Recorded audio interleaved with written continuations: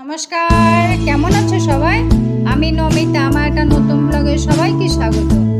আজকে চায়ের টেবিল থেকে আমি ব্লগটা শুরু করলাম। আশা করি তোমাদের খুব ভালো লাগবে। যদিও এটা চায়ের টেবিল না, পিছনে বারান্দায় দাঁড়িয়ে দাঁড়িয়ে একটু চা খেয়ে নিলাম। তো আজকে বৃহস্পতিবার, তো আমি নিরামিষ খাই। যদিও ছেলে খায় না, বর খায় না, আমিই খাই। তো আজকে এই জন্য প্রথম ছোলাটা একটু চা করে খেয়ে নিলাম, আর ওদের জন্য টিফিন বানাবো। আজকে টিফিনটা তোমাদের সঙ্গে শেয়ার করলাম না, এমনি ফাইনাল লুকটা দেখিয়ে দিলাম। পরোটা একটু আলু তরকারি করেছি, ওটাই ওরা টিফিন খেয়েছে। আমি একটু চা খেয়ে তারপর স্নান করে ঠাকুর ঘরে চলে এলাম। আজকে যেহেতু বৃহস্পতিবার, তো চাপটা একটু বেশিই থাকে। আর আজকে চাপটা আমার আরও বেশি কেন জানো তো? কালকে যদিও বুধবার দিন বিকেলবেলা আমি ঠাকুর বাসন অনেকটা মেজে রাখি, কিন্তু কালকে আমার মাজা হয়নি। কালকে কারেন্ট ছিল না, ওই জন্য মাজতে পারিনি। কারেন্ট না থাকলে দোতলায় কেন, কোথাও তো দাঁড়ানো যায় না, তা কারেন্ট না থাকলে। তো ওই জন্য চাপটা একটু বেড়ে গেছে, অনেকগুলো বাসন জমে গেছে। যদি কালকে মেজে রাখি কিছুটা হালকা থাকে। আর এই বেসিনটা যে আমি ঠাকুর ঘরের জন্য ব্যবহার করি, যদি উপরে কেউ থাকে না, তো ওই জন্য অসুবিধা হয় না। ঠাকুরের জন্য এই বেসিনটা ব্যবহার করি। আর কেউ মানে বেসিনটা অন্য কোনো কাজে ব্যবহার করে না, আমিও করতে দিই না। আর যদি এখানে সাইডের রুমটাতে একটা নিচে বসে বাসন মাজার জায়গা আছে, নিচে বসে না আমি পারি না মাজতে। নিচে বসে আমি আনাজও কাটতে পারি না। ওই জন্য দাঁড়িয়ে দাঁড়িয়ে কাজ করতে আমার অসুবিধা হয় না, কিন্তু নিচে বসে কাজ করতে আমার অসুবিধা হয়। অভ্যেস না থাকলে যা হয় আর কি। তো যারা সাধারণ ভিউয়ার্সরা আমাদের ভিডিও দেখে, তার যদিও আমার সেরকম ভিউয়ার্স নেই, সাধারণ ভিউয়ার্স সেরকম তুলনামূলক সেরকম নেই, তাদের যে যারাই দেখে তাদের উদ্দেশ্যে একটা কথা বলছি। যারা সাধারণ ভিউয়ার্সরা আমাদের আমাদের সবার ভিডিও যারা দেখে, তাদের সবার ভিডিও দেখে একটু কভার করতে পারে।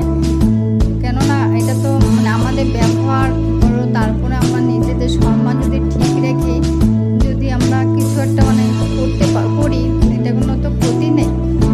যেহেতু আমরা হাউস ওয়াইফ, আমরা সারাদিনে কী করি না করি, কী কাজ করলাম না করলাম, সেটাই আমরা তুলে ধরার চেষ্টা করি। সবার যার যেটা গুণ আছে, যেমন তো গান বাজনা কবিতা, যার যেটা গুণ আছে সেটা তুলে ধরা আমরা চেষ্টা করি সবাই, আমরা যারা ব্লগার।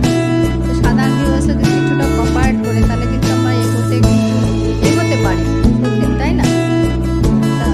এটা একটা সুন্দর প্ল্যাটফর্ম, কিন্তু কিছুটা আমরা কী করলাম না করলাম, সারাদিনে কী করলাম, এটা যারা হাউস ওয়াইফ তারা যদি আমরা অতিরিক্ত সময় যদিও নষ্ট হয় না, যদি আমরা এই প্ল্যাটফর্মে যদি কিছু একটা করি, কিন্তু তাতে ক্ষতি তো কিছু নেই, তাই না?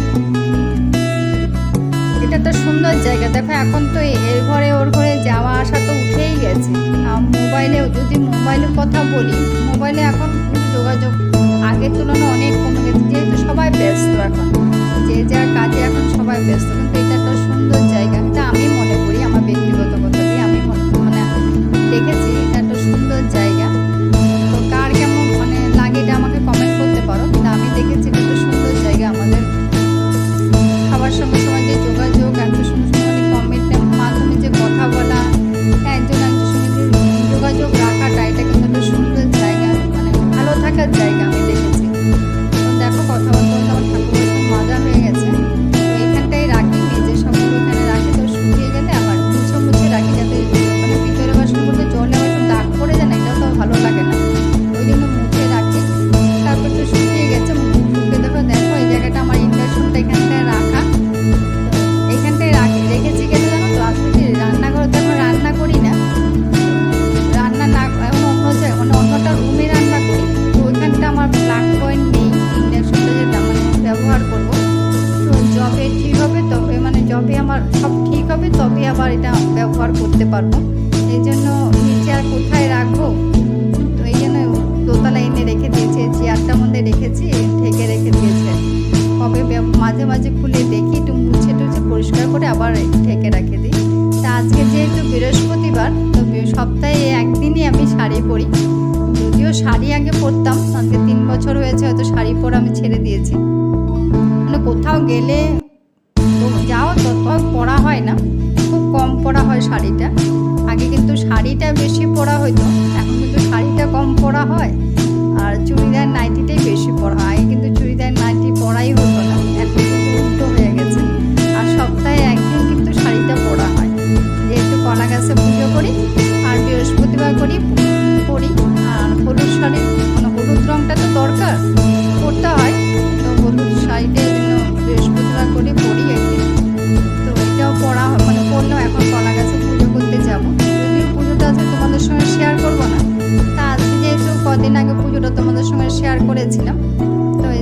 থেকে আর শেয়ার করলাম না। শুধু পুজো করতে কি কি লাগে সেটা তোমাদের সঙ্গে দেখিয়েছি। দেখো, তো আগের দিন বলেছিলাম যে পুজো করতে আমার ছোলার ডাল লাগে আর গুড় লাগে। তো এটা ঠাকুর ঘরেই থাকে, তো এখান থেকে নিয়ে যাই। ছোলার ডালটা ধুয়ে এখান থেকে ধুয়ে সামান্য কয়েকটা ছোলার ডাল নিই, আর গুড়টাও এখানে থাকে, গুড়টাও এখান থেকে নিয়ে যাই। তো এইভাবে প্রতি বৃহস্পতিবার এখান থেকে নিয়ে এইভাবে পুজো করি। আর আহামরি আমি কিছু করি না, আহামরি আমি কোনো ব্যাপারেই করি না। ঠাকুর ঘরে আর কি গোপাল, যেমন গোপালও আছে, যেমন আমি পারি তেমনভাবে করি। কালকে দেখো বড় আম এনেছিল, তা আম এত সুন্দর সুন্দর আম দেখে, সবার আমের এত সুন্দর সুন্দর রেসিপি দেখে না আমার খুব জ্বালা উঠে, জানো তো। আম খাচ্ছি আর আম গাছের তলায় গিয়ে বলেছি যে একটা আম তো দিলি না, আমি এটা কিনে কিনে খাচ্ছি। সত্যি গাছের আমের মতো কিন্তু স্বাদ নেই। আমটা খারাপ না, মিষ্টি আছে, কিন্তু গাছের আমের যেটা স্বাদ ছিল ওই স্বাদটা কিন্তু পাইনি। তো বর আমাকে বলেছে যে ওই স্বাদটা পাবে না, আসলে তোমার ওটা ঢুকে গেছে না মাথার মধ্যে, ওই জন্য তুমি কথাটাই বললে। কি বলবো বলো, গাছের আম তো একটাও খেতে পেলাম, পাবো না এবার, নেই তো, একটাও গাছে নেই। কিন্তু সবার গাছে কত সুন্দর সুন্দর আম দেখে আছে, আমার গাছেই নেই, জানো তো, একটা আমও নেই। তো দেখে সবার কি সুন্দর সুন্দর আম শেয়ার করে, গাছে আম পেড়ে আবার আচার করে, সুন্দর সুন্দর দেখে আবার লোভও হয়। যাই হোক, আম খাওয়া পর্ব শেষ হয়ে গেছে, আর রান্নায় চলে এলাম।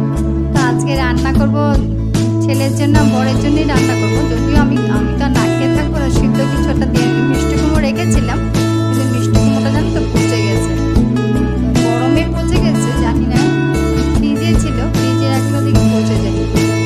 তো পচে গেছে, আমি শুধু আলু সিদ্ধ করেই খাবো, আর কিছু ভেন্ডি আছে, ভেন্ডি আমি খাই না। তো ওদের জন্য ওরা আবার খায়, ছেলেও খায়, বড়ও খায়, তো ওদের জন্য করবো। আর মাছের তেলটা করলাম, মাছের তেল আমার ছেলে খুব ভালোবাসে, তো ওর জন্য মাছের তেলটা করলাম। মাছের তেলটা আবার ও পেঁয়াজ দিয়ে করলেই খায়, যদি অন্য কোনো সবজি দিয়ে করো না তাহলে কিন্তু খাবে না। আর যেমন মাছের ডিমটাও খুব ভালোবাসে, কিন্তু মাছের ডিমে বড়াটাই খাবে, বড়া দিয়ে যদি আবার তরকারি করা হয় তাহলে কিন্তু আবার খাবে না। কিন্তু ওই বড়া ভাজা বড়াটাও বেশি ভালোবাসে, ওই জন্য মাছের তেলটা পেঁয়াজ দিয়ে করলেই ভালোবাসে। এই জন্য পেঁয়াজ দিয়েই করি, যখনই তেল করি পেঁয়াজ দিয়ে করি। যে যেমন খায় তেমনভাবেই তো করা উচিত, তাই না বলো। আর এদিকে দেখো, ভেন্ডি আলু একটু চচ্চড়ি করলাম না, ভেন্ডি আলু একটু চচ্চড়ি ওদের জন্য করে নেবো, ওইটাই বসিয়ে দিলাম। একটু আলু দিয়েছি আর একটু ভেন্ডি, তো এটা একটু ভাজা করে আর একটু টমেটো দেবো, তারপরে এটা একটু ঝোল ঝোল থাকে, খেতে কিন্তু ভালোই লাগে। তা আমি খাইনি যদিও, তো ওরা খেয়ে বলেছে ভালোই লাগে, তা আগেও করেছি, এটা মাঝে মধ্যে করি, খায়, ওরা দুজনেই খায়। তো ওর আগে রুটি দিয়েও খেত, খুব ভালোবাসে, ও তো ভেন্ডি খুব ভালোবাসে, যদি এখন কম খায়, থাইরয়েড হওয়ার পর থেকে কম খায়। তা আজকে করলাম একটু টমেটো দিয়েছি, টমেটো দিয়ে একটু ঝোল। আমার জামাইবাবুটা খুব ভালো করে করলে জামাইবাবুর কথা মনে পড়ে, এটাই হয় না, মানুষ থাকে না, কিন্তু যখন তাদের ভালো লাগা ভালোবাসা কোনো জিনিস যদি হাতের সামনে দেখি না, তখনই মনে পড়ে যে মানুষটা তো এটা ভালোবাসতো, আমার জামাইবাবু এই জিনিসটা পেয়ে তরকারিটা খুব ভালোবাসতো। যখনই করতে যাই তখনই কিন্তু মনে পড়ে।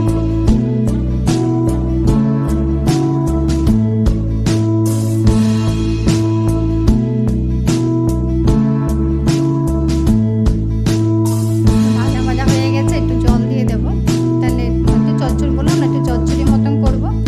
তো সব তরকারিতে তো একটু গরম জল দিলে ভালো, আমরা সবাই জানি তরকারির মধ্যে একটু গরম জল দিলে স্বাদটা একটু ভালো, বেশি হয়। তো আমরা সবাই দেওয়ার চেষ্টাও করি।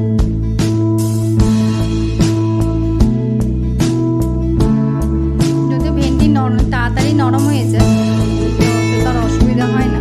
হয়ে গেছে, ভেন্ডি তরকারিটাও নামিয়ে দিয়েছি, মাছের তেলটাও হয়ে গেছে, তো মাছও ভেজে নিয়েছি, মাছ ভাজাও হয়ে গেছে। আর মাছের ঝোলটা বসাবো, পাতলা করে ঝোল করবো, যেহেতু ডাল করবো না, আজকে শুধু মাছের ঝোলটা করবো, আলু দিয়ে আর কালো জিরা ফোড়ন দিলাম।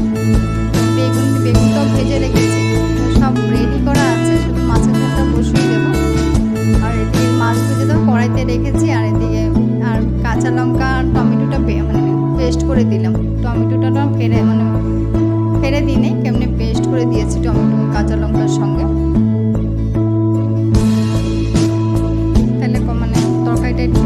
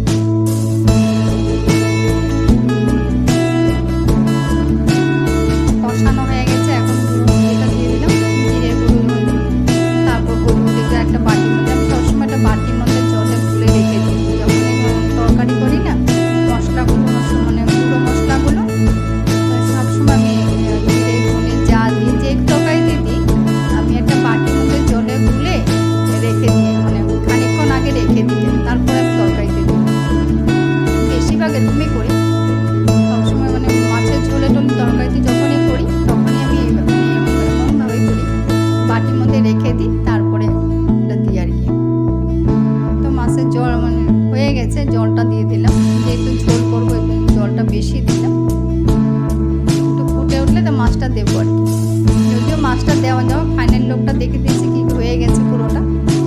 মাছের ঝোলও হয়ে গেছে, ভেন্ডি চচ্চড়ি, মাছের তেল, এই তিনটে দিয়ে ওরা আজকে খাবে। আমার কাজও মানে রান্না বান্না পুরো কমপ্লিট হয়ে গেছে, সব পরিষ্কার করে নিচ্ছি। যেহেতু বললাম না আমার নিরামিষটা করবো, ওই জন্য সব ধোয়া মাছা করে তাও ভাতটা করবো। তো ভাতটা মানে পরিষ্কার সব হয়ে গেছে, করে তারপর ভাতটা করলাম, করে তারপরে রান্নাঘরটা পরিষ্কার মোটামুটি করে নিয়েছি। কিন্তু তেলের জারটা ফাঁকা হয়ে গেছে, তো ওটা ধুয়ে রাখবো আর কি। আর এদিকে দেখো ওষুধের কোটাটা রাখা হয়নি, তো ওইটাও রেখে দিলাম। আমার বর যে দুবেলা ওষুধ খায় না, ও বলতেও পারে না কি ওষুধ খায়, মানে আসলে ও নিজে নিয়ে ওষুধ খায় না। তো মাঝে মাঝে আমি ওকে খেপাই আর কি, যে আমি কালকে যদি আমি মরে যাই, ওষুধ তুমি খাবে কি করে, তুমি তো নিজে খেতে জানোই না। মানে সকালেও কি ওষুধ খাও বলতে পারে না, রাতেও কি ওষুধ খাও বলতে পারে না।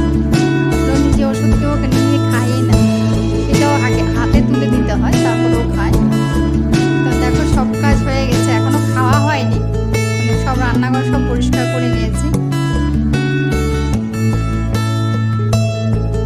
রান্নাঘর যেমনই হোক, ছোট হোক বড় হোক, মানে সেটাই লক্ষ্মীর জায়গা।